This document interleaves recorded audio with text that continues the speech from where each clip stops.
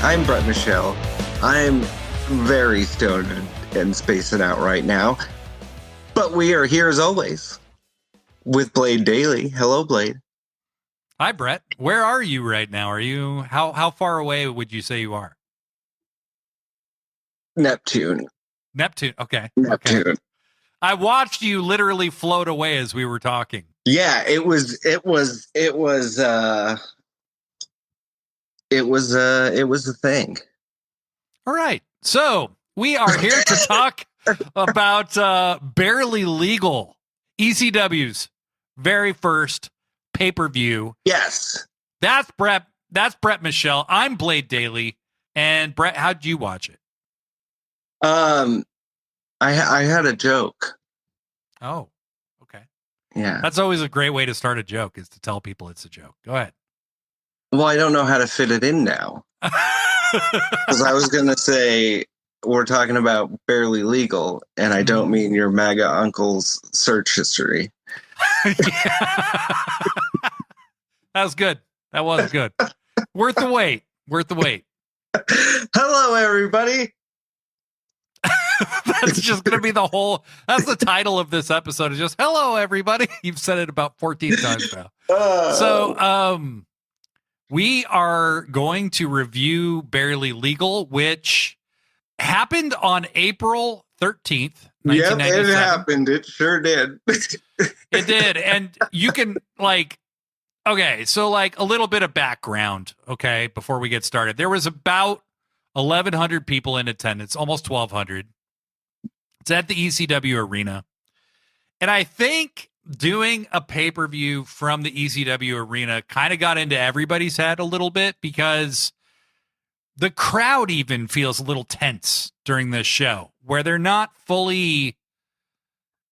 at ease. You don't get a lot of that boisterous ECW stuff that you're kind of used to expecting. But what the show really proved, Some good spots. There were some spots at the very beginning and at the very end, basically. Well, I love that the show just opens up with a fucking ECW chant. Right. They were hot to start. Joey Styles starts talking, and you can't understand a fucking word he's saying. No, that was everything in this pay-per-view for me. There were so many moments where I just couldn't understand a fucking thing anyone was saying. Yeah, so they didn't have a direct line from the house mic into the board, and so you're just hearing him live in the building, and nobody can understand what he's saying. This is why my favorite part of ECW, and the secret to the sauce here, was their television. Okay, hardcore TV is the ECW to me. Yeah, and the reason it worked so well is because it was heavily edited. It kind of felt like watching, every episode was an hour-long montage of matches and promos and merch spots and, stuff like that. So you didn't see the boring parts. There were no boring parts. You know what I mean? It's all action. And that's not how this pay-per-view feels at all. I also need to say that I forgot that this is what we were doing. And so before watching this last night, I accidentally watched Sold Out 97. You poor thing. And took a bunch of notes on that. You poor thing. So we'll do that next week. Yeah, we'll do Sold Out. We have to watch a fucking Sold Out show after this. Wow. Because that was a fucking thing as well. Oh, boy. Oh, boy. Sold Out is just notoriously, it's just a bad show. Every Sold Out was bad.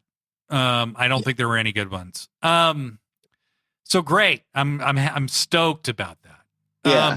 What I will say is I did watch this show live on pay-per-view because I live in the West Coast, and it was really hard to find ECW. And if you could, it was on at Saturday night at 2 a.m, on some. I was 9. Right. So, and I was watching. I was 17. Explains it all. You were what? I was watching Clarissa Explains It All in the Secret World of Alex Mack while you were watching this. And I was pretending not to watch Clarissa Explains It All. So, I enjoyed Clarissa Explains It All. It was very campy and cute. Like So me watching Hannah Montana when I was like too old for it, but I still thought it was super fun. I've never actually seen an episode of that show, and I never want to. Oh, I love Miley Cyrus. She's rad. Yeah, I have a friend who he's older than me, which means he's like ancient, and he thinks Miley Cyrus is one of the greatest like artists of the 20th century. Like I'm not going to go that far. 21st century. 21st century. I mean, I won't say his name here, Tim, but it's but he does believe that. I don't know if I'd go that far. I know. I wouldn't either. I wouldn't even go as far as you went. Who would you say is the greatest artist of our generation? I know who I wouldn't say, and that would be Miley Cyrus or Kanye West. Neither of them. I think it's Mick Foley. Compelling case to be made. Yeah. Compelling case to be made. I haven't seen Michael Francis Foley. That was last episode, Brett. Just, you need to let it go. Like, put Mick down. It can't just, this can't be all about Mick. It's about ECW, okay? Don't make that fucking, no, don't do the De Niro on me. So we get the Dudley Boys come out to no music. Just talking all kinds of shit. Wait, before we get into this, you watched it on Peacock. I did. So you saw the horrible mutilated version of this show. Yeah. I didn't watch it on Peacock. I watched it elsewhere. And I saw it as originally presented. And I think that will have a significant effect on the way we saw this show. Really? All right, let's bring it on. I mean, I think I mildly enjoyed it more than you did, but not I much enjoyed it. Yeah. I mean, it was a mess, but yeah, I mean, I haven't seen a ton of ECW pay-per-views, but I did see this one originally, like live, and then I've seen a few others, and this is kind of proves why ECW was generally taped and heavily edited. So this show, there's so much of the wrestling in this show is like it, not a technical masterpiece. No. And I'm watching it now and I'm like, fuck, man, like if I was just a little bit older, I could have done that. You could have. I mean, shit. You know how many times my friends threw a steel chair into my head? Oh, I was drop kicking steel chairs into my buddies' heads, and they were doing it to me like all the time. It explains a lot now that I say that. Like, yeah, fuck, same. Yeah, same. Yeah, and we didn't know how to work either. So, like, we weren't even trying to protect each other. We were just like, hey, drop kick this chair into my head. Yeah. We thought that was awesome. Yeah. Yeah. So ECW was like a product of its time, right? Oh, God. I will say Paul Heyman is a person who I really don't like as a guy. I think he's kind of a monster in a lot of ways because of what he's done to so many people. Yeah. But I do think he's a bit of a genius when it comes to wrestling. To make this show, this roster, this whatever, like to the point where it was pay-per-view worthy. And at that time, it wasn't just like getting on a streaming service like Fight. It was like very difficult to get a nationally distributed pay-per-view. So they had to scratch and claw. There's lots of digs at the other promotions, but it's mostly WCW. I don't think they ever dig at WWF in this entire show. So, all right. So the Dudley Boys walk out to music. To me, there was music. Oh, man, WWE's editing team sucks. So lazy. That's what happens when you let AI run everything. Well, I assume there was no volume at all when they walk out, right? No, there was. You could hear the crowd, and oh wow, yeah, like it was. So they just isolated the crowd from the music. Wow, yep. Weird. Yeah. So okay, Joey Styles gives an introduction. Nobody can hear. The Dudleys show up. Hear a fucking thing. The Dudleys show up with Joel Gertner. But Bubba just immediately starts yelling at people in the crowd. You know, he probably called at least 4 people a homo, and we're less than a minute into this thing. There is a sign as well that says Bischoff takes it up the ass. Yes. God damn. Like right at the top of the show. Like this, you know, we talked about Backlash Backlash 2000 a couple episodes back. I mean, there's just so much up the ass stuff. Nothing makes me battle my inner humanity more than being a wrestling fan from Absolutely. this era. Like, absolutely. Yeah. So much of it is so wrong. Like, so bad. I mean, at the time we didn't a lot, you know, as a kid, you don't understand. And culturally, we have always sucked here in America. But like, man, looking back at so much of this shit now, I'm like, I can't, it's like hard to enjoy like so much of it because there's just, we'll talk about it, but there's just so much shit where it's like, fuck, that sucks. Like, you know what I mean? Yep. And so the Dudleys come out. The crowd is chanting, fuck you, Devon, but just Devon. Just Devon. I wonder what's different about Devon. I mean, he's no sign guy. Sign guy is with them as well. Joel Gertner and Devon and Bubba, and they're all together. And Joel does his usual, you know, kind of like weird porno guy routine before. He just, when I look at Joel Gertner, I'm like sleazeball porno. I don't know what else to think. Weird porno guy. Weird porno guy. And he does the big wind up and then, you know, says the Dudleys are better than everybody, basically. And the Eliminators music hits. Brett, it had been a long time since I'd seen the Eliminators, and I'm gonna make 2 observations right off. Their double teams ruled. John Cronus was a very large man to be jumping around the way he was. Yeah. And Perry Saturn looks tiny compared to everybody else. He looked good, though. You know what I mean? He looked great. Like, he looked healthy. Yes, he didn't look all as roided up as he did later. Yeah. And this is kind of weird because I've always loved Perry Saturn. I'm a big Perry guy. I really liked Perry. And this is a weird match because the Dudleys are one of the marquee acts of ECW. And they just get squashed. Yeah, the Eliminators just come out. There's like a back and forth for like the first minute. Yeah. This match is 6 minutes and 11 seconds long, and 5 minutes and 11 seconds of that is a squash. Like, they just kill the Dudleys. Yeah. I mean, they hit all their moves, and then they just pin Bubba clean. Yeah. Yeah. I mean, there was like a skirmish outside the ring, and that was about it.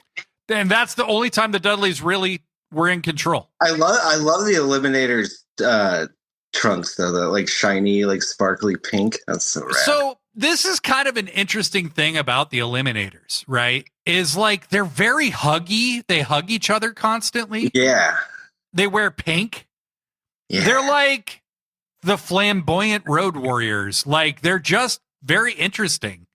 And, you know, it never verges into like stereotype. It's just they hug each other all the time. They like Saturn like puts his arm around Cronus's neck at the end, just like in a very, very intimate way. And it's like, it was very ahead of its time in so many ways, actually. Jesus Christ. So I have it on in the background.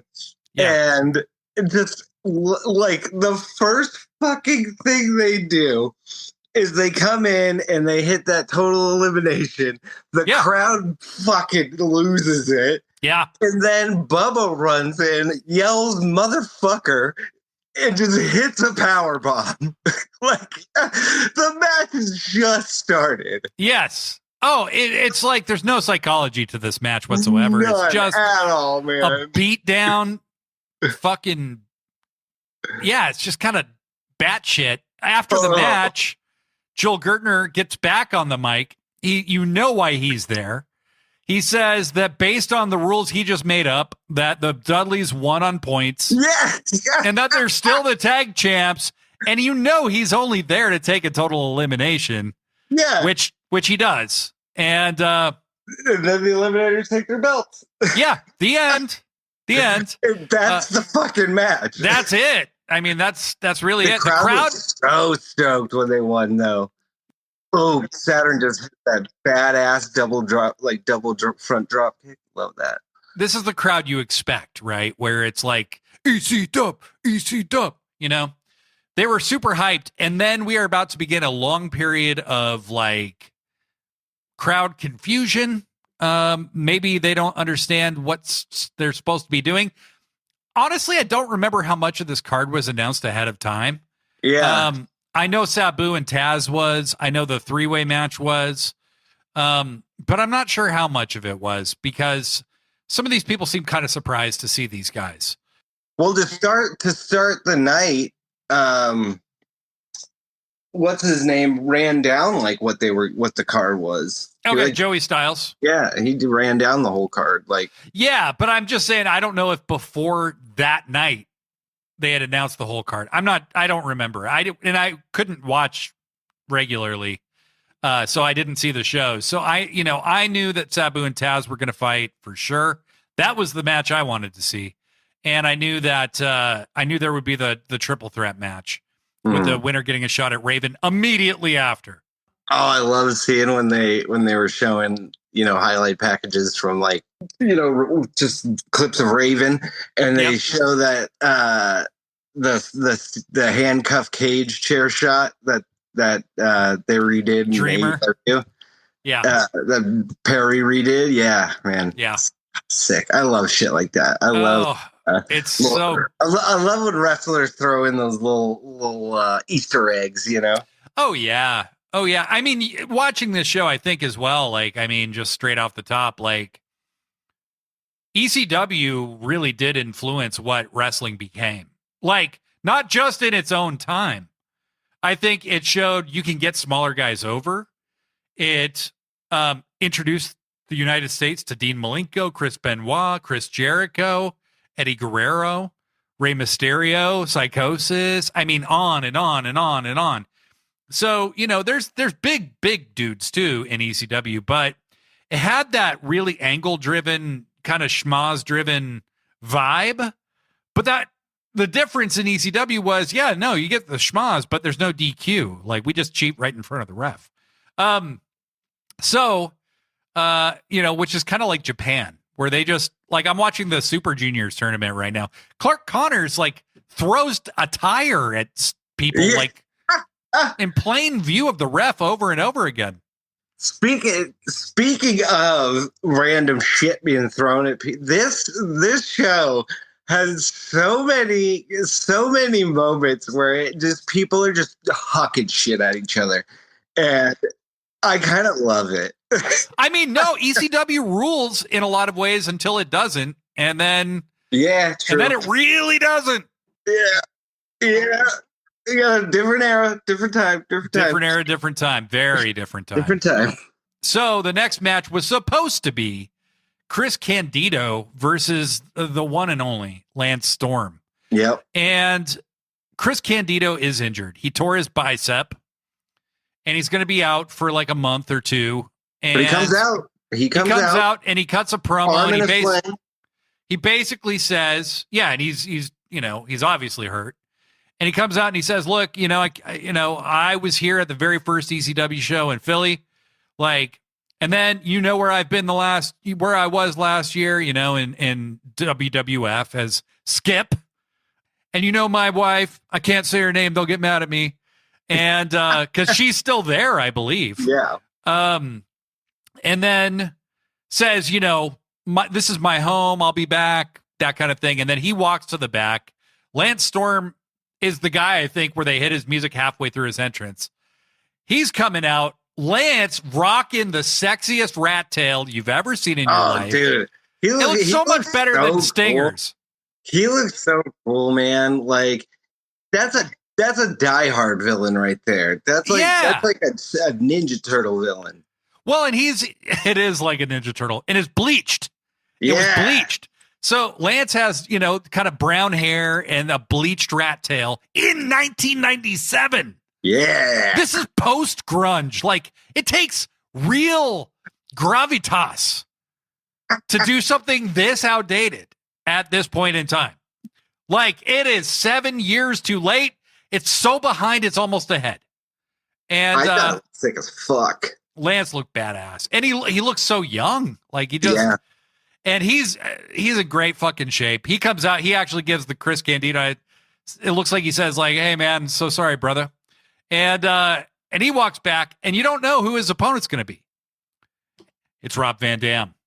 Oh. Rob Van Dam. I don't know what he comes out to on the network, but he comes out to some like fucking surf rock bullshit. It's not the Pantera theme. Okay, it's not the Pantera theme. It's like it was some very, very cheesy. It's hella rock. Corny.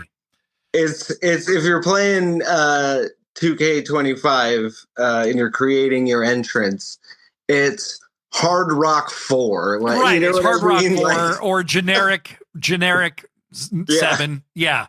It's crap. It's garbage. Metal 3. Yeah. And so Rob comes out. He doesn't even have his wrist taped up. He doesn't have his gloves on. None of it. Rob, I have always suspected that a lot of what Rob says in the pre and post match was a shoot because it's just very awkward. Yeah. And so he's basically pissed that he is just a replacement for Candido. Yeah. He should have been on the show. He's pissed. And he says so before the match. Then they have a match. It's 10 minutes long. And it's a good match. You know, for a guy who suddenly hates, you know, like violence and weapons and matches, you know, Rob sure did throw a lot of chairs at a lot of people in his day. Yep. Well, Rob got that Legends deal. So, you know, whatever he believed before is all different now. But no, I'm just kidding. Who gives a shit? No. I mean, I'm a RVD mark to the end, but yeah, I love you. Obviously, you know I love RVD. Oh yeah, no, we're both big RVD fans. So RVD's pissed that he's the replacement. Then he and Lance have a match that starts as really just a wrestling match. Lance does this. He gets whipped into the buckle and jumps to the top turnbuckle, and does this back elbow that looks so crisp.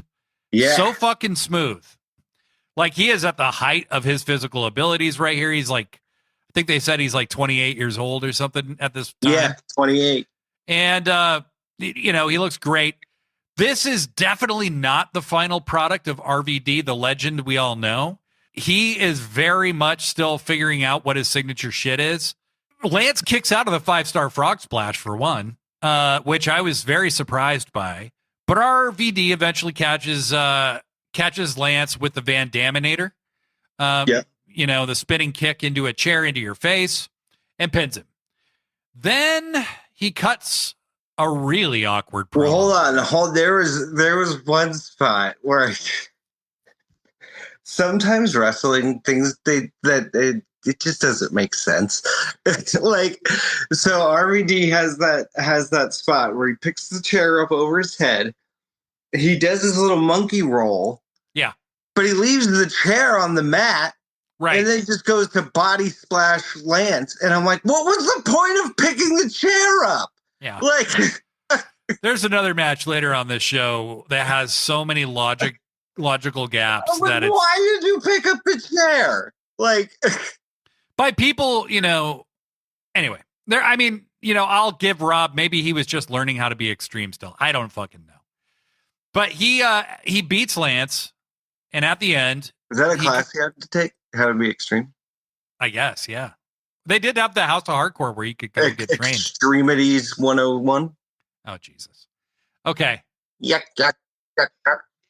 I also wanna just give a shout out to the tiniest table there ever was. Which one? Was it not in this match when they brought out the table and it's like this bit's so skinny? Yeah, well, they had almost no room from the ring to the barricade. Yeah. Oh, I know. In the main event, Raven had to fucking Raven was getting so annoyed. The guardrail over.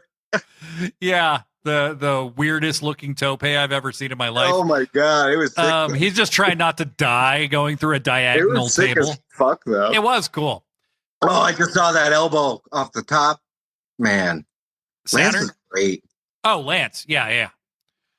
He's so smooth. You know what I mean? Like I love, like, you know me, I like the brawler kind of like mid-south type wrestling, you know? Yeah. Like I like my John Moxleys or my, you know, like Bruiser the Foley, Brodies. Terry Funks, you know? Yeah. But man, when a wrestler is like more of a technical guy and they're just smooth as shit, like fuck. It's just crazy to me because I could never, like, I don't think I could ever have that body control. You know what I mean? I definitely know I can't. Not on my best day, not on I today. can't even control my goddamn bowels. I mean, Yeah. You haven't. huh? But there's no sting ring going on right now, is there? No, I just be tooting, you know? Okay. Just two. Okay. Yeah, I'd be tooting. Okay. Let's just keep it that way. So RVD cuts Can a you promo. see what my shirt says? Pabst Blue Ribbon. No, it's the Pabst logo, but it says "I pooped in the Tower Bar bathroom." Nice. Yeah. That's Shout out Tower Bar. touching. RVD cuts a promo after the match. That's Lance reaches for his hand and RVD goes, I could thank you for giving me a good match and tell you I respect you, but that's not how RVD does it. Yeah. He's not chill RVD. No. Yeah. He's trying to be a heel, and Rob Van Dam had just gotten to ECW like fairly recently, like 96, 97. And he had a program with Sabu already. And the fans kind of hated him. He was very easy to hate when he was being like a snot ass heel, right? And Lance says to him off mic, "You're a fucking asshole." And Rob goes, "Yeah, I am an asshole." But he goes, being here on pay-per-view makes RVD worth more money, and I could take my talents elsewhere, as if to say he'll be on Monday Night Raw. Well, he says I'll take my talents elsewhere, and I love working Mondays. That's right. That's what he says. Also, shout out Lance. It was so adorable. The chair shots he gave to Rob. They were so protected. So soft. He gave him soft chair shots, like responsible chair shots. The crowd boos every time he hits him. Well, okay, so like this whole match, like I think from what I'm gathering, like Lance is supposed to be the face and Rob's supposed to be the heel, but everyone's cheering everything Rob does. Well, because what Rob does is super cool. Like, how can you boo him? He just runs in the ring and just throws a chair at Lance. Yeah. Well, and so like Lance, he lays in these like baby soft chair shots. At least they look baby soft in comparison to every other chair shot. Yeah. Because everybody else is like, I don't care if I kill you. So anyway, what Lance did is what chair shots looked like before ECW, basically. Oh man, that was sick. That like backwards reverse power slam he did onto the chair. Oh God, that was cool when he caught Van Dam and he did the reverse. Yeah, that was when Rob let go of the fucking chair for Oh God. Okay. So I happened to reach out to Lance Storm and I asked him, "Do you have any stories you would like to share about this day, this match, anything?" And here's what Lance wrote back. "I was a zombie for that show. I had gotten back from a tour of Japan, which is a 24-hour trip door to door. Due to jet lag, got maybe 2 hours of sleep at home before flying to Philly. Had huge flight delays and didn't even get to Philly that day. Got to Atlanta by like 1 a.m. and was out on a 6 a.m. to Philly. Figured I had to be back at the airport by 4-ish, so getting a hotel was pointless. So I stayed in the terminal and flew to the Philly the morning of the show. Couldn't check into my hotel until 2 p.m., so I had to sit in the lobby getting mobbed by fans until I only had time to check in and head to the building. So maybe 2 hours in a bed the last 3 nights plus jet lag. I'm still of the impression I'm wrestling Candido, which is the match I was told I was having. In the afternoon, Joey Styles comes up and asks me if I have a finish yet for my match with Rob. I tell him I'm wrestling Candido, not RVD. He says, "Chris tore his biceps, you are working Rob." I hadn't even seen Rob that day, had never worked Rob, and not even sure we'd even met. Rob was not in a good mood because Paul had initially promised him a spot on the pay-per-view, then pulled him. And he felt he was now being used as a sub for an injured guy. So that was a shoot. Okay. He was cool putting stuff together and working with, but you could tell he wasn't happy. I had no idea he was going to do the deal post-match, which also explains why Lance was so awkward at the end, because he's like trying to shake his hand. Yeah. And then RVD goes into business for himself, apparently. One other inside note, when I walked back through the curtain breathing heavily, someone was putting on hot stuff. I got sprayed right in the face while breathing in and had a very bad reaction to it and couldn't breathe well. I spent most of the rest of the show sitting by the ambulance with an oxygen mask on. I got maybe 2 to 3 hours sleep that night before having to fly home again. Jesus. Well, goddamn, that's an so this is what the wrestlers do for our entertainment fans. Guys, this was to make one shot. Appreciate them. Appreciate you. Respect Lance Storm. That's crazy though. 2 hours of sleep, and this is one of the better matches of the night. Like it is. It's the first time that anything that looks like wrestling happens. Yeah, I mean it's a good match. I mean, it's definitely not like a masterpiece of smooth, beautiful wrestling. Like it has some moments that are kind of. It's ECW. What do you expect? You know. Well, yeah. I mean, listen to the story. You know. Yeah. Right. Like, he's got 3 hours of sleep in 3 days. Just like crazy. So remember that shit next time you're online talking about somebody blowing a spot or some wrestler had a botch or something like that, right. Or something wasn't tippy top perfect. Remember that these are fucking humans putting themselves through hell for us. Right. Who've been mobbed by people at an airport because they had to sleep at the airport instead of a hotel because they had to make a connecting flight. So, yeah, I completely agree. Now, next, and I should say between the matches, they're telling the story of each competitor that's going to be in the main event. So they show a clip of the Sandman. Then they show a clip of Stevie Richards that's very, very badly mixed to the point where it's almost impossible to tell what Stevie's talking about. Are you talking about when he's got the? Yes, he's got his hair in his face. Oh my God, I couldn't understand a goddamn word he was saying. Because they didn't sweep the bass out of the mix, and it's just muffled garbage. The only note I wrote was, I think Stevie is trying to tell us he wasn't a man, but he's going to be a man. And Stevie basically says, I wasn't a man. He says that several times. And somehow this is the best promo Stevie's ever done. Still to this day, I think. It's the only time I ever looked at Stevie as a legit contender for anything. But what's really funny is he's doing this promo into a mirror. And at the end, he pulls the hair out of his face and he makes a serious face. And you can see he's put on maybe 5 pounds, 10 pounds of muscle.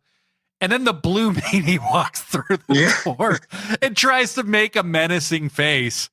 And I'm sorry, but they're in front of a shower. Yeah, they're in a broom closet almost. Yeah. It's ridiculous.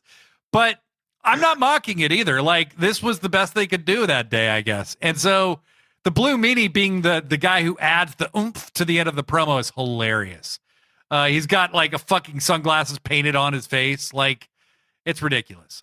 Oh, all right. Jesus, fuck. So when I was a kid and I heard Joey Styles, okay, you got to keep in mind who I was comparing him to. Okay, I'm comparing him to Gorilla Monsoon. I'm comparing him to, fucking Vince McMahon, who doesn't know the name of any fucking moves. Yeah. Oh, what a maneuver. So when Joey called a Frankensteiner a Hurricane Rana, I was like, whoa, this guy really knows what he's talking about. Yeah. Well, it turns out Joey didn't know exactly what he was talking about because the next match is maybe the best in-ring match of the show. It's my favorite match of the card. It's my second or first. It's one of the two. It's super, super good. If you're an AEW fan, this is a match you'd love. This match is basically like using a time machine to look to the future. Where cruiserweight style wrestling dominates wrestling. And fun multi-person. Oh my God, so fun. So this is a lot of people from the Kaientai crew that would become Kaientai later on. But it's Michinoku Pro wrestling. Now, the first thing that Joey didn't exactly know what he was talking about was he shouts out Dave Meltzer and Mike Johnson for helping him do the research on this match. And he sounds kind of unsure of himself in a way you don't normally hear from Joey. Yeah. Because he's trying to get all the names right. So it's the first team is the BWO Japan, which I thought was really funny. Yeah. They spoofed NWO Japan. And the Blue World Order. The Blue World Order is taken over. And they have Taka Michinoku, the protege of the great Sasuke, who runs Michinoku Pro. It's his promotion. And I didn't know this at the time. I thought they named the promotion I was like, why did they name the promotion after Taka Michinoku? And that's not it. It's a region of Japan. And Taka took the name Taka Michinoku as a tribute to where they're based out of. So he's also accompanied by Men's Teo, whose nickname is Terry Boy because he's a huge Terry Funk fan, and Dick Togo. Dick Togo. Otherwise called by Bruce Pritchard Dick to Go. And this might be the last time I could see Dick Togo on my screen without getting enraged. Watch New Japan, watch House of Torture, and you'll see exactly what I mean. And their opponents, this was fascinating to me. Masato Yukishiji, who is a last-minute replacement. I don't remember who for. Gran Hamada, who was 43 years old in this match. Okay? 43. He just died. This year. And the great Sasuke, who Joey Styles calls the Great Suzuki. The Great Suzuki, yep. I thought that was his name forever because they did it when he was in WWE. When he first went to wrestle Taka in WWF, they called him Great Suzuki there too. But it's Great Sasuke. Incredible 6-man match. I had never seen anything like this before. No, this was an awesome match, dude. This was just like how I said, this reminds me so much of an AEW multi-person match. It was just the action never stopped. It was just, and it was so smooth, so fluid. Everything's so crisp. Yeah. You could tell everybody was super familiar with each other. Oh yeah. And you had a good contrast of style in there too, yeah. You had the flippy boy shit, but then you'd have Dick Togo come in and just pick a fucker up and throw him and and that's the thing is Dick Togo is a small guy, but compared to everybody else in this match, he's the muscle, he's know, thick and boy. So he's the big thick boy. Yeah. And so they just have a crazy back and forth match. It's what's his name's out here looking like a Power Ranger. Yeah. Yakashiji, like a Power Ranger with no mask. Yeah. It's hold on. It's like a Power Ranger mixed with Peter Pan with a bondage harness. It looks like a Peter Pan outfit. It's got the jagged edges, but then the white trim on it looks exactly like the white Power Ranger. Right. But then there's a bondage vest on the front. And you know what's interesting? I never heard of this guy before. No. And he was really good. Yeah, I mean, he was great in this match. Everyone was so good in this match. Everyone was so good. And, Sasuke had just had a few matches of the year contenders with Jushin Liger in Japan. He was the first winner of the Super J Cup. What's his name? Wrestled the Tokyo Dome the night before this, they said. Sasuke, yeah. Suzuki. Yeah, wrestled Liger the night before. He wrestled Liger for the Triple Crown that they had at the time, which was... Remember when Ultimo Dragon had that shit in WCW? Came out with 7 belts. But I love shit like that. I do too. But Sasuke, I would say him and Sabu are kind of similar in that they were both people who would just try crazy shit. I think sometimes without actually knowing what they were gonna do, and they would slip. And Sasuke has a little slip here. Yeah, but it's literally the only. A lot of slipping through the whole night, on the ropes and stuff. Well, Sabu takes it to a whole new level. My boy, my slippy boy, Sabu. Oh yeah.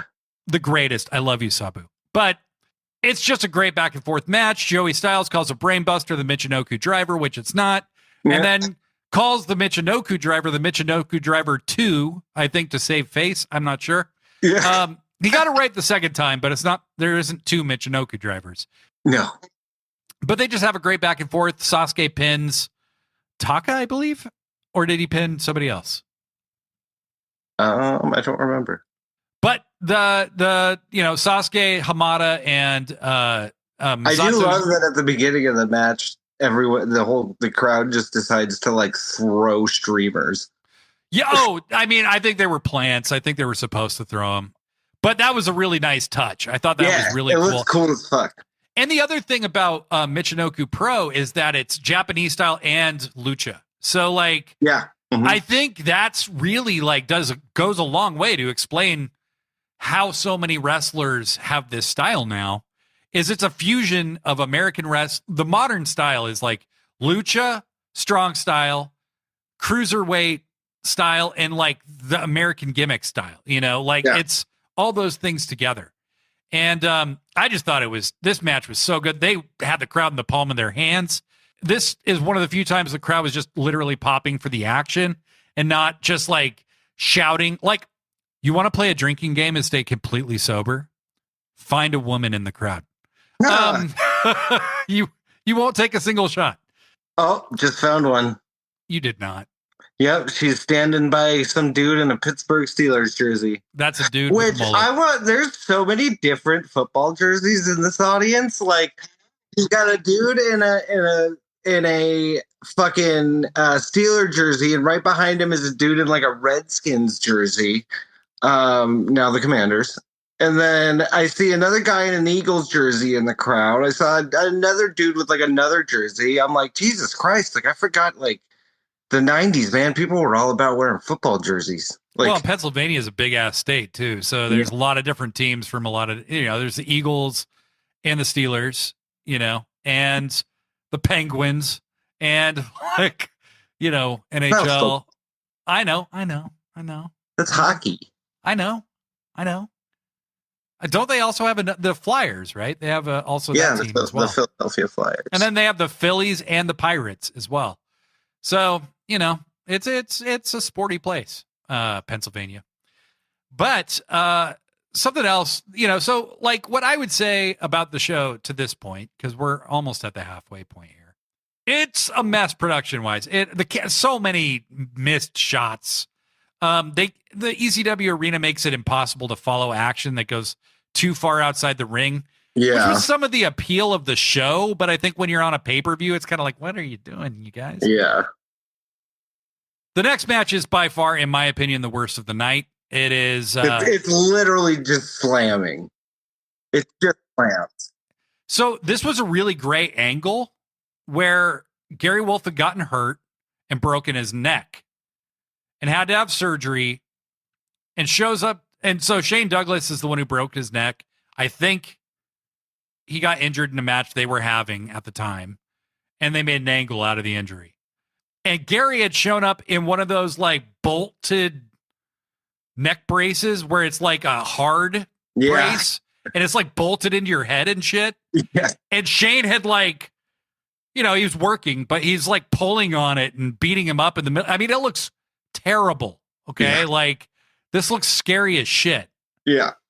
And so PItbull II is here to get vengeance on Shane Douglas. And I'm going to tell you right Shane Douglas, who's with Francine, who's literally just wearing a thong and a nightie. Like a see-through nightie, which I wasn't complaining about. But she it's just so much as like this time though, like she's literally just a prop. Like oh, absolutely. I mean, she's gorgeous and everything, but she's clearly a prop.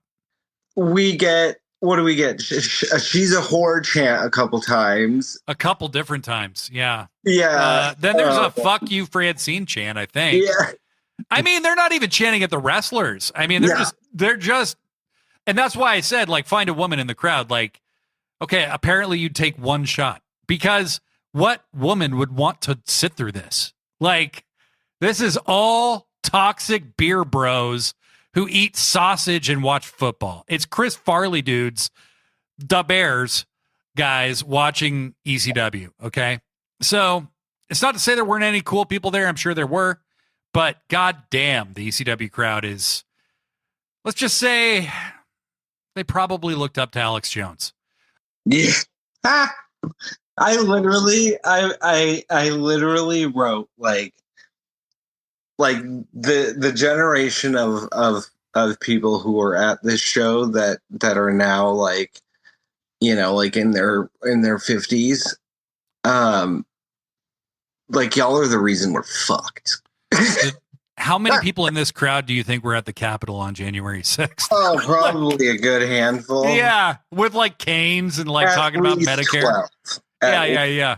12. How Medicare is like a conspiracy. Oh my God. So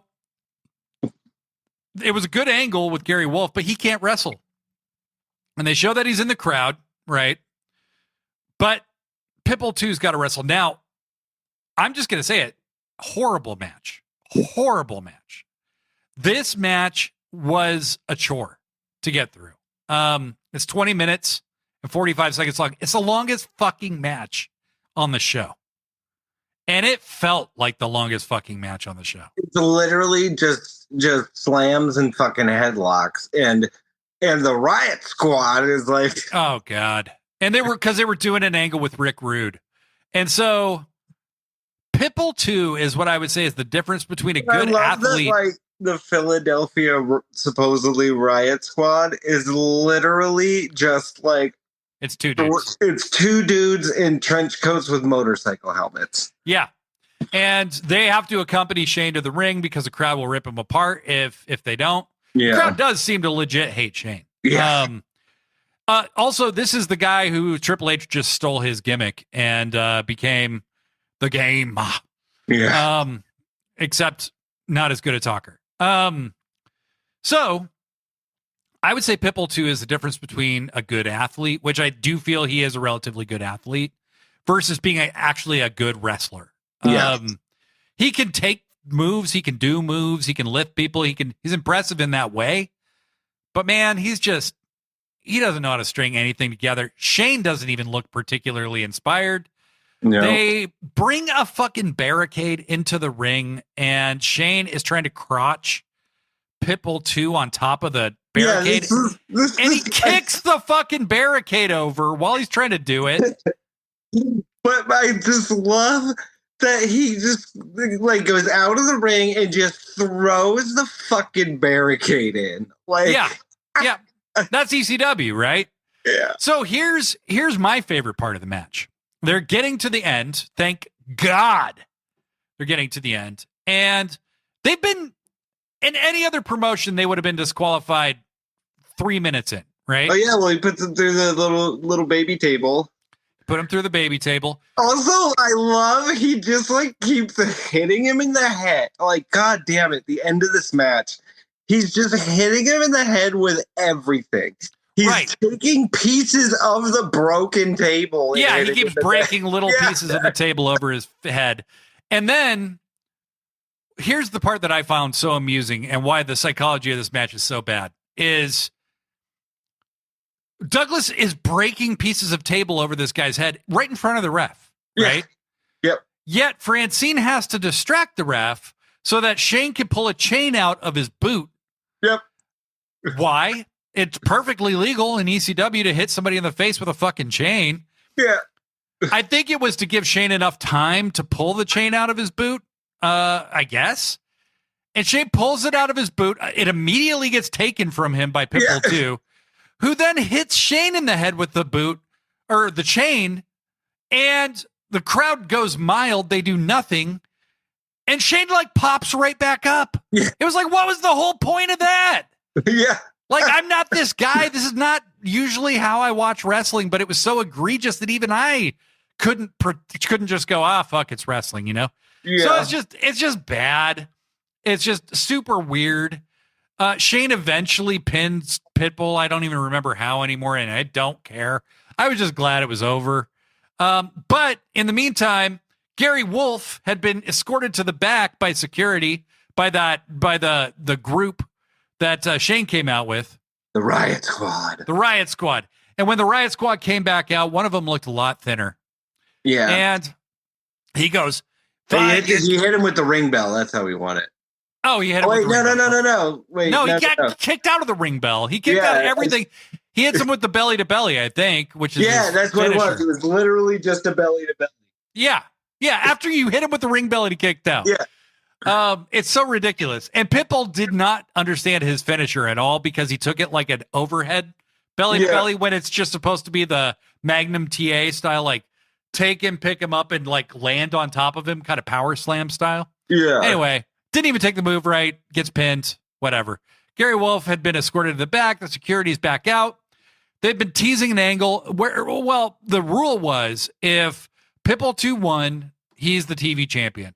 If Shane Douglas won, his masked, antagonist would have to unmask.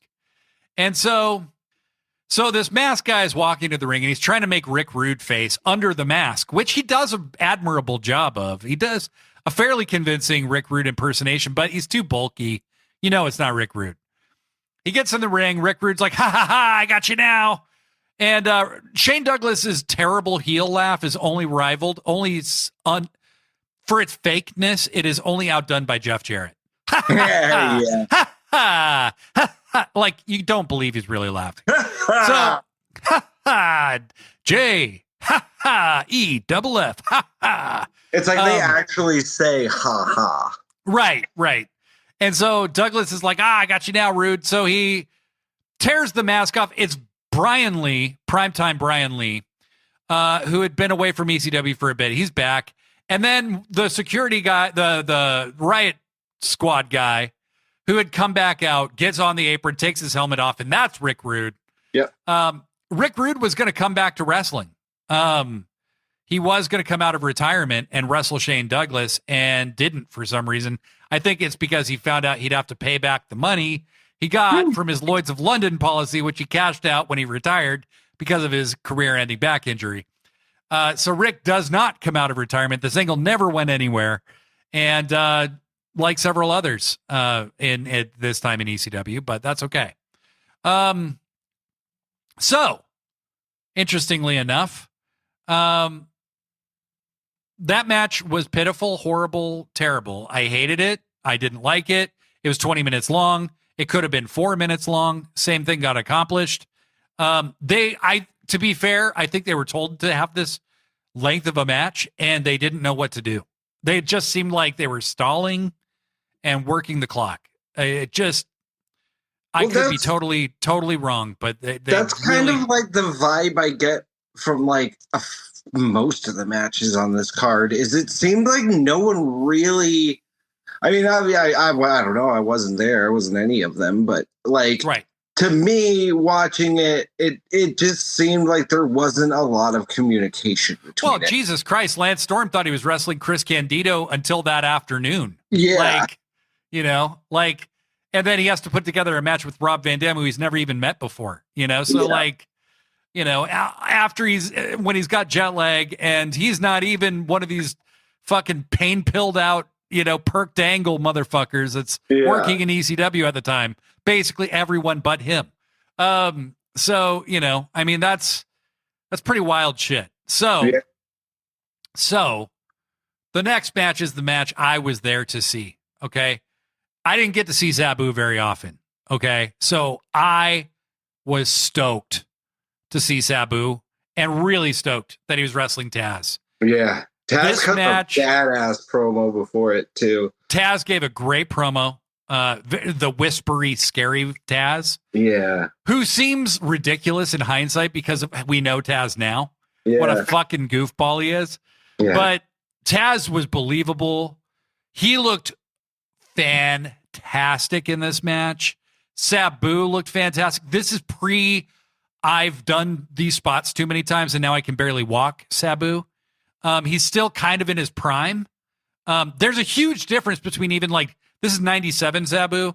There's a huge difference between 97 and like 99 Sabu. Yeah. Like he at one point does a leg drop from the top, a double jump leg drop where he jumps onto the turnbuckles, jumps onto the post, and then from the post, he jumps 3/4 across the ring and drops a leg on Taz. Yeah. It is astounding how athletic this guy was. What made Sabu so great was he was just so fluid, and it looked so real because it did have that vibe of like he's just figuring this out on the fly. Like, because he was making shit up as he went a lot of times. There's a specific spot in this match, and he does it all the time. You know, it's when he sets the chair down and then gets a running start to leap out of the ring. But it's like he slides in the ring, sets the chair down, hits the ropes, hits the chair, flies, and it's one motion. You know what I mean? Like, it's the triple jump tope, right? He doesn't like set the chair down and make sure it's in the right spot. Like, he literally just sets it down, immediately hits the rope, and then just flies. This man has no respect for his body whatsoever. No. None. And this is the only time, this is the first time in the show where you see any fighting in the crowd, which was kind of an ECW staple. And I think maybe that's part of the reason why the show feels kind of weirdly dead leading up to this. The crowd is way into this match, though. And you're getting the ECW chants. You're getting, Fonzie as a Taz guy, at least at the beginning of the match. And they...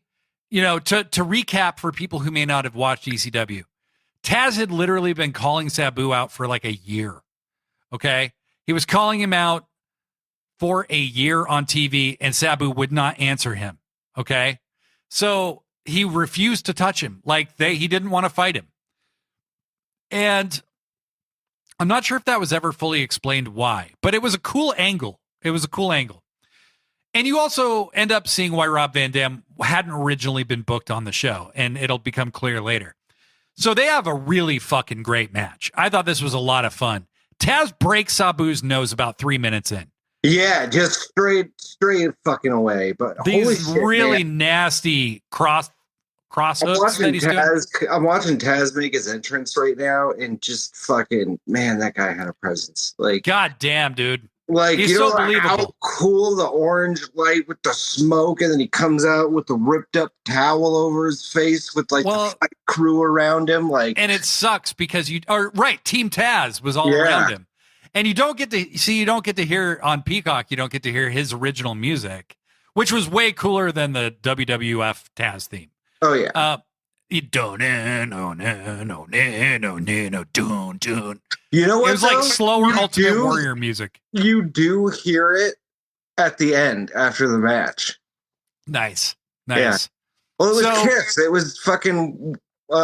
It's War Machine. Yeah, War Machine. That's right. You're right. It's War Machine. So that riff is so badass. That era of Kiss is not my favorite, but I love that riff. It's a super badass riff. It's so perfect for Taz too. And so that's right, because I'm a wall machine. So Taz is out there. I don't think until he started doing commentary that I ever recognized that Taz was an actual human. He was terrifying. They made this man who I believe is probably my height or shorter, but wide as fuck. He's just like a brick. They made him like legit, like you would think of Vader or Bam Bam Bigelow or somebody. Like they made him a monster, but he's not like humongous. You know what I mean? Like, no, that's what I mean. That's the brilliance of Heyman, that you got to give it to him. Is hey, he could do something with Taz, and Taz had to do his part, right? Yeah. But you see, the minute he is turned over to Vince doesn't know what the fuck to do with this guy. Right. Vince was never going to know what to do with Taz. Like, he just can't go there. Okay. And so you have Taz breaking Sabu's nose. They take like a 30-second reprieve where Taz is like, oh shit, I broke his nose. And he kind of gets up and he's like kind of mugging for the crowd a little bit. The ref is checking on Sabu. Sabu's like, get the fuck away from me. What are you doing? Yeah. And like Sabu, like breaking his nose. He's broken his goddamn neck in a match. This guy doesn't give a shit. Later this year, he was going to tear his fucking bicep in a match where he won the world title and finished the match after taping his bicep up. In his book, Sabu clearly talks about gluing his body back together. Yeah. Like super gluing his body together. Like he was his own doctor. Okay. So a broken nose, fuck that. Sabu does all the crazy shit in this match after he breaks his nose. Yeah. So there are so many wild looking spots. Taz's suplexes look awesome. Sabu is a great seller too. Oh, Sabu's. I will say this about Sabu. Okay. So you got a lot of people who were influenced by him, right? People will joke about Sabu being a botch machine or whatever. Fuck that. Okay. He did botch a lot because he didn't know what he was going to do. And he might have been high, but he was a very fundamentally sound wrestler. Okay. Oh yeah. Well, he was I mean, a great even seller. when he botched, he had a way of even making some of his botches look smooth. You know, like yeah. there's a spot where he goes to do the chair spot again, but he hits the rope and it's like he doesn't get his foot all the way on it, so he kind of spins off and just does it again. And then he just doesn't hit the far rope again. He just goes back and does a shorter run and jumps. Yeah, and that's when he does hooks, the triple jump tope. He hooks his feet to the rope. Yep. And that's how he does the triple jump tope. And nobody was doing that at all. You had never seen anything like this at the time. And I'm so glad we're doing this episode with the timing. We decided it before he passed away, but Sabu was just so unique and so much fun to watch because you just never knew what the fuck was going to happen. So they have a great back and forth match. Both guys look super strong. Taz Joey Styles, such a badass, man. Taz was so badass. This is pre ECW champion Taz too. He hadn't even been a champion yet. This was his introduction really as a singles wrestler.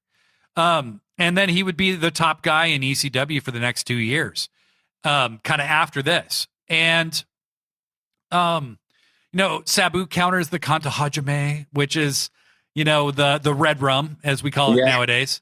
You see how much of Hook's moveset is just from his dad? Oh, yeah. I mean, most of it, but it's dope. It's just a fun match. Eventually, Taz just catches Sabu, chokes him out. Sabu doesn't tap or submit. He just passes out. Yep. What I loved that because that's like what Taz was doing at the time. He was just coming in and fucking choking everyone out, man. Well, and he was choking everybody else out way faster than this. I mean, he was presented as unstoppable. Like, unstoppable. Well, and then you even get, end of the match, you get the big respect shown. And Taz tries to show some humility. Like, he got what he wanted. He was just goading Sabu so that he could have this match and prove what his point was. You got to remember, these two are inextricably linked throughout their entire time in ECW. Sabu's first match in ECW was against the Tasmaniac. Okay. Mm-hmm. Before Taz broke his neck, came back as Taz. So they were a tag team. They were the ECW tag champs. They had been linked for a long time. So this angle was based around that. Right. And he goes, I just want to say, Sabu, I respect you. And you gave me the match of my life, brother. And I want you to shake my hand. Go ahead, shake my fucking hand. And Handshake Jones over here. Yeah, Handshake Jones. The nicest I've ever seen Taz be on commentary or in wrestling. Yeah. And Sabu goes to shake his hand, and then he does shake his hand. And Bill Alfonso's in his, Taz referee shirt. Bill Alfonso, what a fucking crackhead, great wrestling character. Yeah. Bill Alfonso, I have no idea if the guy really smoked crack or not. I suspect he did. He comes across as a total crackhead, but I just saw him on the Rizzlers TikTok like 6 months ago, and he looks great. Yeah. He looks younger now. He's got to be 70. Like, he's old. So he was refereeing in Florida in 83. So anyway, Alfonso's just kind of overseeing. And they shake hands, and they, Sabu raises Taz's hand and kind of turns him around, and that's where you think something might happen. But no, he just starts talking with Sabu, and who should appear out of nowhere? Boom. Boom! Rob Van Dam. RVD. Rob Van Dam shows up, kicks Taz right in the fucking head. Right in the fucking head. Yeah, kicks him hard. He looked like he got him good. And then I will say they show the replay of it afterwards in the slow-mo and the camera angle. It's literally just like Rob got some cake. Yeah, Rob always got cake. Okay, Rob got some jumpy, dude. His kicks looked good because they were real. Like that's he had some jiggle booty going on. He did. He got some cake. So, Rob was caked up. No, that's for. Wait, what did you think I was talking about? I thought you were talking about him kicking Taz in the head hard. No, I was saying in the slow mo, his booty was back. It was like a torque fest out there. It was. No, Rob was beefed up at this time. He was bigger than he would be later. He hadn't That motherfucker wants to back that ass. So Rob kicks Taz in the head. Taz falls down. Bill Alfonso just standing there like a lump of shit. And he's not even blowing the whistle. Cheeks. And that, all right. And then Sabu gets in RVD's face. And for a guy who is portrayed as Indian, who's actually Syrian, who isn't supposed to be of this place, he sure yelled a lot of profanity at RVD in English, which I had heard Sabu talk in English in his matches a million times, usually saying something like, "Oh, my fucking ribs," or something like that. You would hear him say shit like that. They start getting in a fight, and then Taz starts choking RVD, gets up and puts Kanda Hanjime on RVD, and you think Sabu's going to punch RVD, but he punches Taz in the head, and they turn heel together, and they fucked up Taz bad. They set up a table. Sabu goes to jump to put up through the table, and he botches. And I think he hurt his leg because he doesn't try to do that move over again. He just kind of jumps and does an AR Fox kind of thing where he lets his feet bounce him off the rope. And then he just somersaults onto Taz, goes through the table. Well, it's like he hooks his feet to the rope and just kind of. Yeah, it's cool. It's cool looking. And then Bill Alfonso's left in the ring. The only member of Team Taz left. Joey Styles is like, well, he can't take these two. They'll kill him. And then Bill Alfonso very awkwardly tries to take off his shirt. Yeah. He takes off his ref shirt and he's wearing a Taz shirt underneath that. It says Team Taz on it. I wish I had that shirt. But then he takes off that shirt. So Taz wins the match, right? Yep. Taz wins. And Bill Alfonso goes, "You screwed me, Taz. I had a lot of money on you tonight." And I'm like, well, then you're up. Yeah. Like, what the? But you can tell, I think immediately after he said it, he realized that doesn't make any I think sense. he might have meant I had money on you, like being Sabu. Oh, yeah. Okay. So they're booking it like Alfonso. So Alfonso pulls his Taz shirt off. Yeah. And he's wearing a Sabu shirt. And the three of them become what would later, is like Rolling Thunder tag team. Yeah. Sabu, RVD, and Fonzie, the classic trio that would come to be. Taz is turned babyface through this. Everybody loved Taz anyway. But Fonzie's shirt that he's wearing, I had that shirt, that exact shirt. I ordered it over the fucking phone, okay, as a kid. I think I still have it somewhere because I don't think I would ever throw that out. So I wore that Sabu shirt all the fucking time. I didn't even like the shirt because it was all in pink, but it was like pink on black. And also back in the day where every wrestling shirt had writing on the back. Anyway, finally, we get to the main event, or the start of the main event, which is a triple threat match that's not called a triple threat. It's called a triangle match. I thought it was a three-way dance. It's a three-way dance. You're right.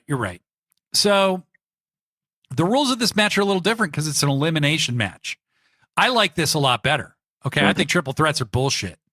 Where somebody's in a match who doesn't have to take a pin to lose. That sucks. I like eliminations. It's Stevie Richards versus the Sandman. Big Stevie Cool. Big Stevie Cool. The Blue World Order entrance ruled.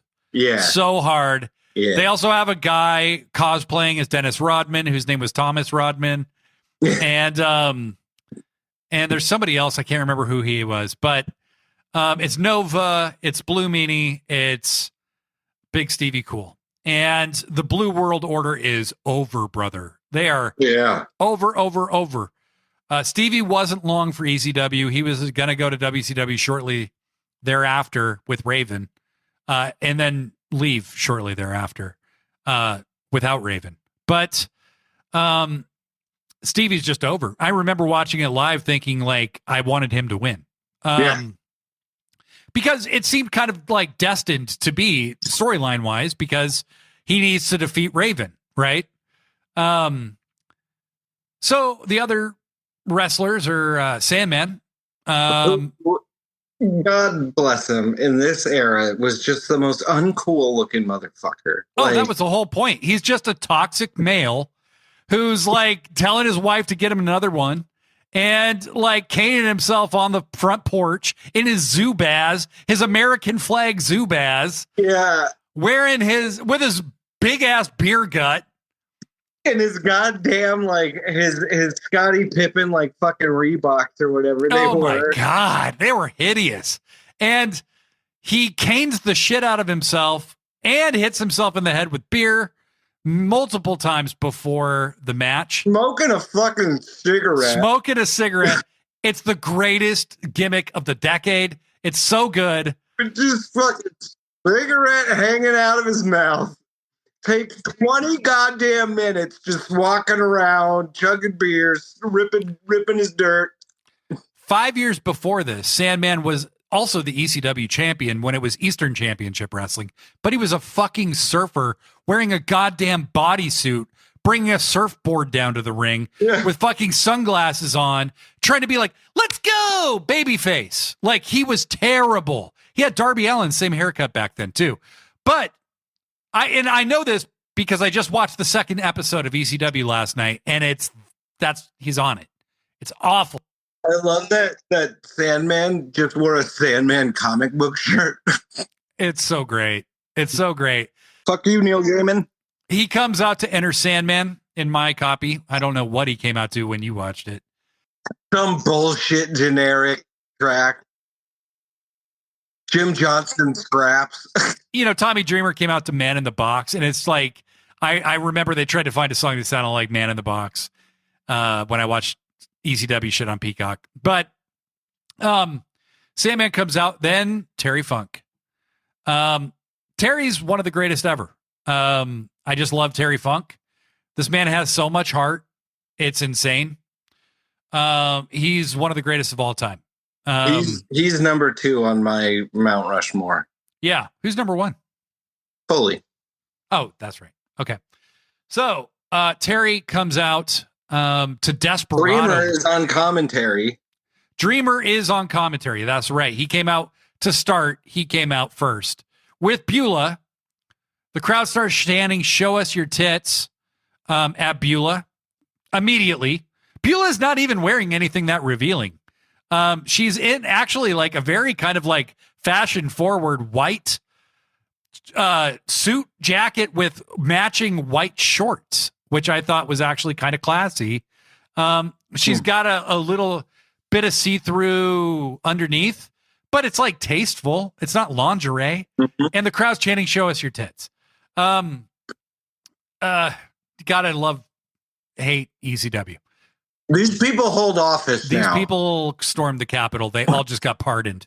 So... Wait, but talking about, I guarantee you someone in this administration is in this crowd. Yeah, you're right. Like, oh my God, maybe John Fetterman is in this fucking crowd. Like, my God, he's from Philly. What happened to that guy? Serious mental illness happened to him. Jesus Christ. So Terry Funk comes out. I don't know what he came out to on yours, Price. Some hickerdoodle. Just some shit. Yeah, some hickerdoodle country shit. He came out to Desperado. No, it was actually by the Eagles. He actually came out to like, I mean, it was again just like a generic fucking backing track, but it was like kind of slow and pretty. Yeah. So I think they were trying to find something close to Desperado, but it was literally just like one note. Well, like, what was really trippy was that he comes out to Desperado after you get the Sandman entrance right before him. And it's such a, at first, it feels like it doesn't make any sense at all. And but Terry is so respected that by the end, you're like, that was perfect. That was perfect. Yeah. And so also, I'm an Eagles fan. Okay, nobody else I know is, but I am. I like the Eagles. I like the Eagles. What? Really? I love the Eagles. They're great, aren't they? I think people hate on them for being kind of too good in certain ways. I like. Well, it's also the Big Lebowski. Like, I hate the fucking dude. Eagles, man. How responsible for the Eagles hate do you think that is amongst people our age, my age and younger? A lot. I like the Eagles. Already Gone is that's a ripper, dude. One of my favorite. That's one of my favorite like little guitar licks. That. Excuse the boomers over here. But Terry comes out to Desperado, which is another great fucking masterpiece of a song. Did you call me a boomer? I called us both boomers. I'm a millennial. I'm a millennial too, Brett. Are you? Yeah. I'm actually technically Generation X, but I'm an Xennial. So 80 to 83 is the Xennials, which is like you're in between generations. Like I don't fully relate to either life experience. I'm basically just a loser. You said it, not me. I mean, culturally, I feel like a loser because I don't fully relate to millennials or Xers. It is that vast. It is. I don't relate to anybody. I don't either. Not a single human being. Generational politics are bullshit. Cats. Cats? Uh-huh. You relate to Mox for sure. Your cat. Oh yeah, my little buddy. Yeah. Anyway, so while Brett eats here on the podcast. What? I can't have a little snack? Come down to earth, yeah. Well, we've listened to Brett get super duper scary high and then just get into the munchies and the Coke Zero. Mm-hmm. So Terry Funk comes down to Desperado and it's awesome. And the match starts. And there's some people who really want Stevie. There's some people who really want Terry. I don't sense an overwhelming amount of support for Sandman. Man, he wrestled like shit in this match. Oh, he's an entrance and a gimmick, and that is it. Yeah, like he sucks. There's a spot where he goes to do a leg drop off the top rope, but he just like steps down. It looks so bad. It's so Bush League bullshit. Like so bad. He had a match with Sabu on a November to Remember pay-per-view later, and they're both fucked up. You can tell. It's so bad. It's just awful. Yeah. Sandman was the gimmick. Like, he was drunk and high wrestling this match. Yeah. I read Todd Gordon's book, and James Fullerton, the Sandman, is one of his best friends. He is the guy that you saw on the show. Like, except he's not, like, as abusive to his wife as he was portrayed. But he was fucked up. I mean, he was very much the gimmick. He offers Terry Funk a beer right at the beginning. Yeah. And Terry goes, no, not right now. And Sandman drinks the beer in Terry's honor, smashes it on his head. This match is a very choreographed match, which surprised me. Sandman had like 3 or 4 beers before the match even started. Yeah. Like, Steve Austin took the gimmick. I mean, like, be real. Like, Stone Cold borrowed liberally from Sandman. He wrestled Sandman in ECW before he went to WWE. So, I mean, like, it's all right there. Yeah.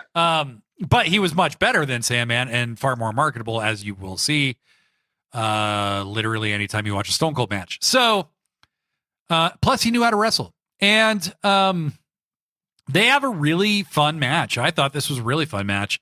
Second longest match of the show, almost as long as the fucking franchise Shane Douglas versus PItbull II shit-ass match. Fucking wipe your ass with that match. Fucking Shane Douglas, eternal shame on you, sir. This is another match where okay. The first thing is it starts with Terry and Stevie locking up, and then Sandman just starts kicking Stevie in the gut. Like, while they're locked up. Yep. But I love that later on, Sandman, he fucking hits a move on someone or whatever, just fucking leaves the ring for like 5 minutes, and then all of a sudden you just see a fucking ladder fly in. Yeah. He does that later in the match too, where he just throws a trash can in. He leaves. He comes back. He throws a keg in the ring, and it bounces off Terry Funk's head. And Terry doesn't even sell it. Terry just keeps going. It's wild. And Terry loved this shit. I mean, Terry loved this shit. This is a former NWA world champion who was wrestling guys like Flair and Race and like the best the world had to offer. His brother was the best wrestler of his own time. I'm just the fashion in this moment. Oh my God. Oh my and God. We're going to talk about this next week when we do Sold Out. Oh God. 97 was not a good year for pro wrestling fashion at all. Like, no. We've got Sandman out here in his pajamas. Zubaz, baby. Stevie Richards is in a crop top and Daisy Dukes. Yep. And then Terry Funk is in wrestling gear. Like, and ugly wrestling gear with the stripes and then the plain black tights over the top. Oh, I thought those were so cool for him. Oh, no, they were awesome, but they're ugly. They're ugly awesome. It's wrestling awesome. You know? I said this in the Discord the other day, but like all the things that made Mongo McMichael suck were all the things that made him rule. Yeah. And that's the beauty of pro wrestling. If you figure that out, you get pro wrestling. That's what you need to know. That's why people who are really smart, like me, like pro wrestling, is because it's like art that can't be expressed any other way. Not just because we have bad taste. Also that. I'm as I get older, I'm becoming more of a fuck it, I'm just John Waters guy. Yeah. Like, I'm just like, garbage is beautiful, baby. Yeah. Garbage is beautiful. Always has been. Always has been. Always has been. The only real shit is garbage. Yeah. Yeah. A lot more real than the steel that the trash can was wrapped in. That was actually just fun. Cheap metal. Stevie's the first one eliminated. Stevie gets double pinned. Yeah. But he takes a shitload of punishment before he gets pinned. He looks strong and lost. Yeah. I was a little crestfallen when he lost the first time when I saw it live. I was like, oh, man. Looking back, what they did was the way it had to go. But, like, it was still surprising. And so, my God, these, Tan-Man goes under the ring. All the streamers that they had thrown into the ring during the 6-man match earlier. Yeah. They're all wadded up on a piece of barbed wire. They're all wadded up. It looks like he's just throwing the streamers in, but like, how are they stacked like that? And it's because there's a fucking row of barbed wire wrapped around them.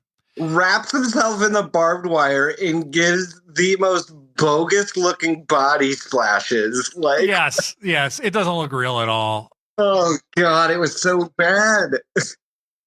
It was so bad. It's hard to imagine how cutting edge this shit was at the time, though. Yeah. Like, we've seen this done so much better in AEW and other places now that it's like, this shit was like, you never saw this kind of stuff. Well, that's what made it exciting, was right. It felt dangerous to watch AEW or to watch ECW. It felt dangerous, because it was like, the pro wrestling that we saw on television at the time, WWE, WCW, like, it wasn't this. There wasn't people going through fucking tables. There wasn't, like, people busted open, gushing blood on TV, barbed wire and shit. No. Like, it was just, you didn't see it. Half-naked women and all the profanity and whatnot. It was, I mean, looking back now, it's one of those things where it was like, so I feel like so much of like what's happening in this moment in history reminds me a lot of like, the attitude of this era that was like, fuck authority, fuck rules, fuck like having to be politically correct and blah, blah, blah, blah, blah. And it's like, I feel like we did need this moment in time to like push for free speech, like things, you know what I mean? But at the same time, we can also look at these things and be like, yeah, but did this actually help anything, or did it just give you an excuse to be mean to people. Like, you know what I mean? Or to like just do the most outrageous shit just to do it, you know? It's the last time I think there's like a real counterculture in Yeah. America. And unfortunately, the counterculture was like, we like the bad guys and they're people too. And we want to be more like them because But they see, have a reason. the difference, I think, you know, is like, you know, we so much of the counterculture of like, you know, the 60s, the 50s and 60s and stuff it was about oppression, you know. It was Right. it was they were the counterculture because they were the people society didn't want, you know, because they were hippies, they were dirty, you know, stuff like that. Whereas once we got to like the late 90s, like, and It was an exercise in privilege is what it was. Yeah, and it's why I compare it so much to what's going on now is because if you really boil down, like, because, you know, Eminem was like the big guy who was free speech like during the time because the government was trying to like censor everything he did. But you go back and you look at like, okay, so like, yeah, he was like a great rapper and all this stuff, but like, what did he like? He was fighting for the right to like make fun of gay people. You know what I mean? Homophobic and yeah, he was like, well, I have free speech. It's like, yeah, you do, but like, people are also allowed to call out like violence and like misogyny and shit like that. You know what I mean? And it's like rampant. You misogyny. realize so much of it is just like, oh, white people just want to be able to shit on people and not have to pay the consequences. Yeah, and I think, you know, in the case of a guy like Eminem, he grew up. He did. Right? Like he grew up and he changed. And I think that's way better than trying to pretend like you were never that way. Yeah. It's like the world needs to see more people fuck up and just change and grow. And well, I think people used to, you know, I think it's just like, well, internet culture has, or the internet well, has, yeah, because everything now, there's no nuance allowed in anything. Everything. Well, and nobody has any patience or memory. It's why I'm never like I barely get on my social media anymore at all, and it's because it's just like people. I just feel like people want a reason to be pissed, and like no one can have an actual argument because there's no room for nuance. It's like, oh, you think like this, well, that means you're a terrible person and everything you do is the worst and you should burn in hell. And it's like, rather than be like, hey, that's a shitty take, like here's where you're wrong, you know? Or like, because even when people jump on like people's bad takes, you know, like I can see where it's like you're seeing this one thought from this person and then it turns into just this big like, this person said this, so this proves that they're a shit person and blah blah blah blah blah. And it's like, nah, man, like, why not say, hey, that's a bummer take, here are some counterpoints, you know what I mean? Like, offer a difference rather than just saying what you're doing is wrong, go to hell, you know? Well, I think we're increasingly just getting into a world that's driven by an algorithm and people want engagement. And like, I think when I knew culturally we were really fucked is when people, well, just like, you're not running a company. This is like your personal Twitter or whatever. Yeah. Well, now and people are like, well, the algorithm punishes this and the algorithm punishes. It's like everybody's marketing everything they do now. Well, yeah, you have to be a brand. It sucks. That's what sucks. Like, that is a huge contributor to the downfall of humanity. Anyway, ECW. So Sandman eventually gets moonsaulted and pinned. Terry just lays on the top of his face. Terry lands hard on Sandman's head. But he doesn't even go to cover him. He just stays there on top of his head. Yeah. Terry's like tired at this point. And Raven immediately comes out. And within 30 seconds, Terry's gushing blood. Terry gets hit with like a trash can that had a sharp edge, and I think I don't think he bladed. I think it like he cut the living shit out of him. It was like pouring out of him. I forgot how hideous it was. Yeah, it was really kind of scary there because you saw it like running down. Like, yeah. And so Tommy and Joey Styles and Bueller are up in the crow's nest. But Tommy, does anything look cooler than Terry Funk with a crimson mask? You know what I mean? Like, no. That's it's just amazing. like hanging in the Louvre, you know. Yeah, and Terry's him and Foley, man. Them with a face full of blood is just well. Before he, I mean, Ric Flair doing the Crimson Mask was pretty iconic.